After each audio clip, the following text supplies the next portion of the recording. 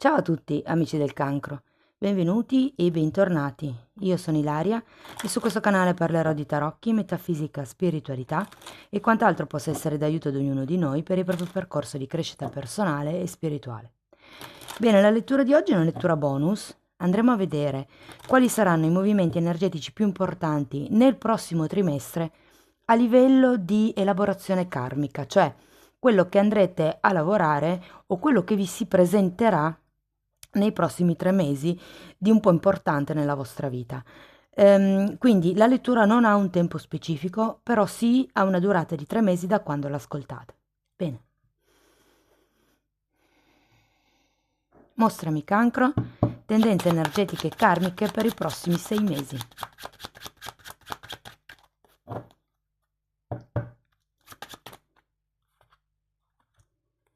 Giudizio e papa, wow! Wow ragazzi, momento di crescita spirituale mi verrebbe da dire. Quando c'è il giudizio è sempre una fase di risveglio, è sempre una fase ehm, di nuovi inizi, di rinascita e con il Papa si può parlare di una crescita di tipo spirituale, magari di una guida, magari è un'ufficializzazione, una presa di consapevolezza, mi verrebbe da dire. Andiamo a vedere con i tarocchi di cosa si tratta nello specifico. Io come sempre vi ricordo che le letture sono generiche, sono per un collettivo, quindi è facile che non risuoni tutto. Se non risuonasse nulla o se voleste completare il vostro messaggio, potete sempre ascoltare l'ascendente, segno lunare oppure Venere. Per capire come unire questi oroscopi ho pubblicato una guida e la trovate sotto in descrizione. Sempre in descrizione trovate anche il mio indirizzo email, i link per le previsioni del 2004 e i link per i corsi del 2024. Bene, ok, partiamo subito ragazzi con la carta della morte. Abbiamo un 8 di pentacoli, un 10 di spade, un 5 di pentacoli,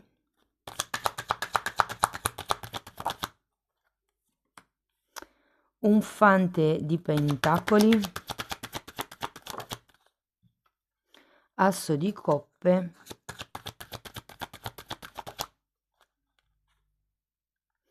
e stella. Bene, allora devo dire che avete praticamente 2 volte l'energia della morte perché c'è anche questo 10 di spade che è un po' l'arcano minore della morte in questo senso, no?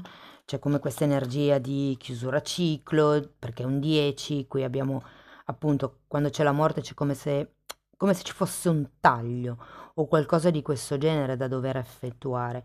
Può anche far riferimento al modo in cui vedete la morte, non necessariamente quella fisica, può essere una morte, non lo so, per esempio di un ruolo, può essere la morte di una relazione, di un lavoro. Qui in effetti abbiamo la carta del lavoro, però io non credo che faccia proprio riferimento a quello, nel senso che qui come lavoro si intende il lavoro interno. Andiamo a vedere carta per carta, vediamo cosa vi dicono. Partiamo dalla morte. Allora, 3 di spade. È volata la carta, la recupero, datemi un secondo. Eccomi, allora abbiamo un 3 di spade e un fante di bastoni. Allora, qui devo dire ragazzi che potrebbe esserci qualche ferita da guarire con questo fante di bastoni. Lo metto qui sperando che si veda un po' meglio, c'è il riflesso della luce. Ok, comunque c'è come questa ferita ancora aperta che probabilmente con la carta della morte è come se vi dicessero che è ora di lasciare indietro questo dolore, ok? Il fatto di bastoni ho come la sensazione che, allora, o fa riferimento a una persona specifica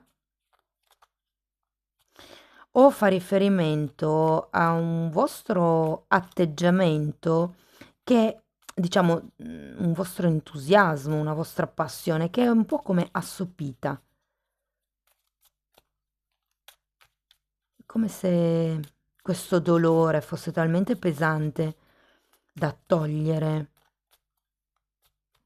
l'entusiasmo, la voglia di fare, la grinta. Andiamo a vedere questo 8 di pentacoli. Mondo, matto e morte, 3 arcani maggiori. Di nuovo, carta di fine ciclo, carta di inizio cicli. Allora, vi invitano ragazzi a fare un po' il focus, a fare un po' questo tipo di lavoro su di voi, dove è importante per voi chiedervi cosa mi completa, cosa mi rende appagato. C'è anche come un bisogno di rigenerarsi, sento. Proprio, infatti anche qui il giudizio è proprio la carta della rinascita, come se ci fosse bisogno di lasciare indietro questi pesi del passato, questi dolori, mi verrebbe da dire. Per qualcuno sono proprio magari delle morti, magari è morto, ripeto, come prima, il lavoro piuttosto che una relazione, può essere un animale da compagnia. È come se ci fosse da chiudere e rifocalizzarsi su se stessi. Andiamo a vedere questo 10 di spade.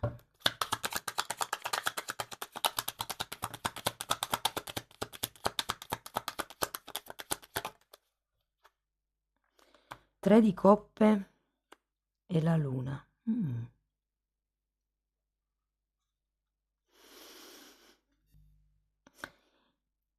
Allora, il 10 di spade è una carta che indica proprio la necessità di chiudere con una sofferenza, di chiudere con un certo ciclo di sacrificio. Potrebbe essere, una questione legata anche agli amici, visto che abbiamo un 3 di coppe, o comunque ad un gruppo di persone. Però tenete presente che qui avete anche la luna, quindi è come se aveste bisogno anche un po' di ripulire certe idee o certe visioni che avete della realtà. La luna, vi ricordo che è una carta che parla sia di paura ma anche di proiezioni, quindi di quelle cose che si percepiscono in un determinato modo ma perché si sa solo una parte di verità.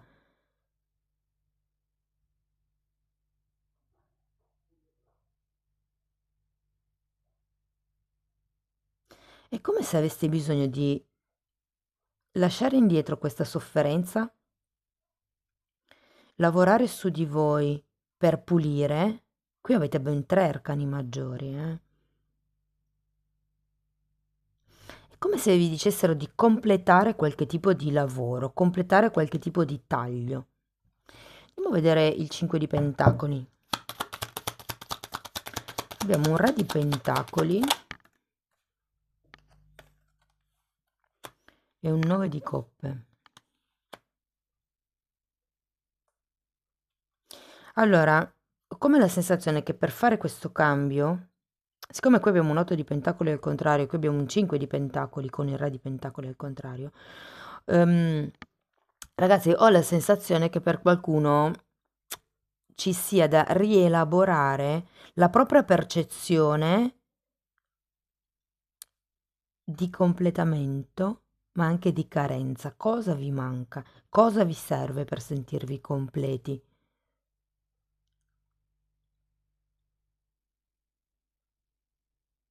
Perché qui devo dire che tra il 5 di pentacoli e il 9 di coppe al contrario c'è una sorta di staticità, c'è una sorta di come se vi foste incastrati.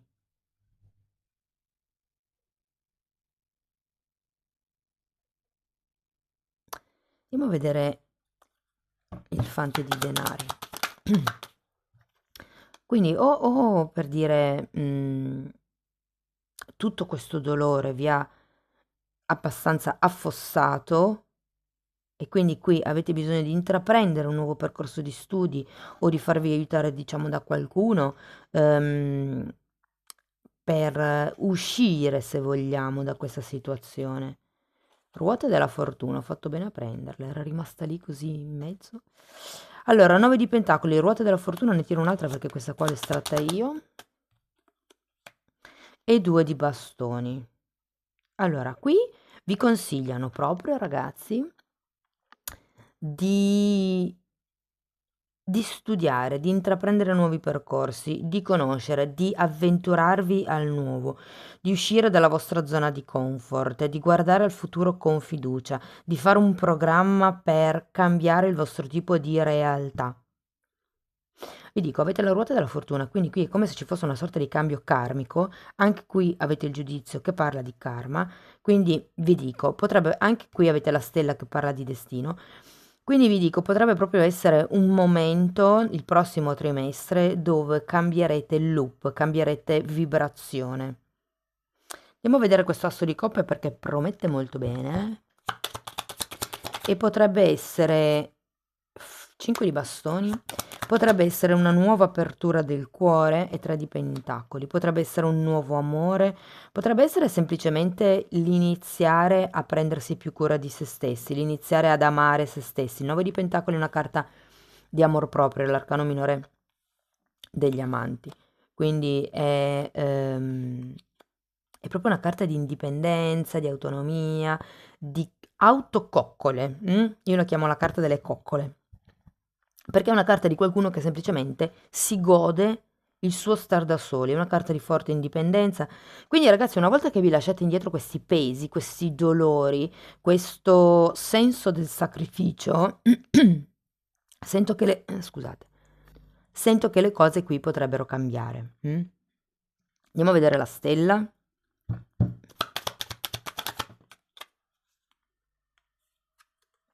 Allora abbiamo la carta degli amanti e l'imperatrice. È come se si, diciamo così, ponessero nuovi obiettivi. Vi dico, la strada è lunga, qui abbiamo un 9 di pentacoli ma un arcano minore, qui abbiamo la carta degli amanti, probabilmente inizierete a fare un percorso, un lavoro, un percorso di studi, un percorso di autoconoscenza, comunque un lavoro che normalmente questi lavori durano un bel po', cioè nel senso che quando si inizia a farli poi non si smette più perché si vuole sempre migliorare, quindi da quando si inizia poi durano tendenzialmente tutta la vita, però comunque è di nuovo, puntare l'obiettivo, ok? Tenete presente che quando c'è la carta della stella si parla anche di canalizzazioni, di idee e di connessione con il divino. Quindi è come se vi invitassero a ripulire il dolore, quindi togliere quelle che sono le energie pesanti, le vibrazioni pesanti e rifocalizzarvi su quello che di bello può arrivare. Quando spiego come fare i lavori sulla legge di attrazione, dico sempre di prendere un quaderno, insomma, e di scrivere quelle che sono le cose che si vogliono nei minimi dettagli. Supponiamo che sia un lavoro, scrivete il tipo di lavoro che volete, scrivete i colleghi che volete, lo stipendio che volete, tutto, ok? E non abbiate paura a sparare alto, insomma, a tenere l'asticella alta. Però da quando si inizia a fare il lavoro di legge di attrazione, a quando poi si ottiene il risultato passa un tempo. Però più si tolgono queste energie pesanti che rallentano l'energia generale della persona, quindi l'odio, la rabbia, la tristezza, la vergogna, il senso di colpa, tutte queste energie sono energie pesanti che abbassano il livello energetico di una persona. Una volta che riuscite a lasciarvi indietro tutta questa roba qui si inizia ad andare verso l'alto, ok? Ecco perché poi qui c'è la rinascita. Vi dico, avete anche questo Papa, secondo me fa riferimento a una guida spirituale che, ripeto, potrebbe non necessariamente essere una persona, ma potrebbe anche essere un libro. Qui vi dicevo che potrebbe esservi utile approfondire certi temi di crescita spirituale, di autoanalisi.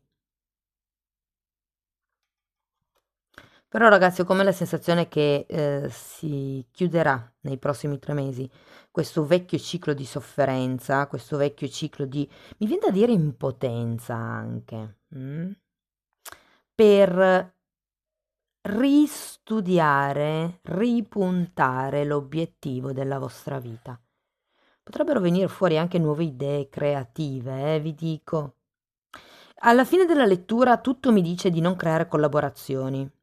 Cioè è un po' come se questo percorso lo doveste affrontare prima da soli, perché comunque tutti e quattro, questo no, però tutti e tre questi arcani sono a testa in giù e soprattutto gli amanti e l'imperatrice, che sono due arcani maggiori, hanno un certo peso. Quindi è come se vi dicessero prima rifocalizzate l'obiettivo, poi pensate al resto, a come svilupparlo, a, non lo so, le attrezzature, gli strumenti di cui avete bisogno, quelli sono problemi secondari, ma prima capite bene che cosa volete fare, perché adesso le idee ci sono. Va bene ragazzi, andiamo a vedere Osho che cosa vi dice.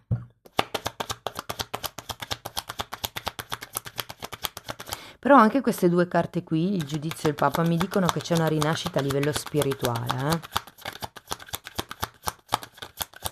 E vi dirò, questo ruolo di sofferenza, di sacrificio che avete vissuto fino ad adesso e che è ora di lasciare indietro, è collegato a una sorta di mentalità di carenza, di scarsità.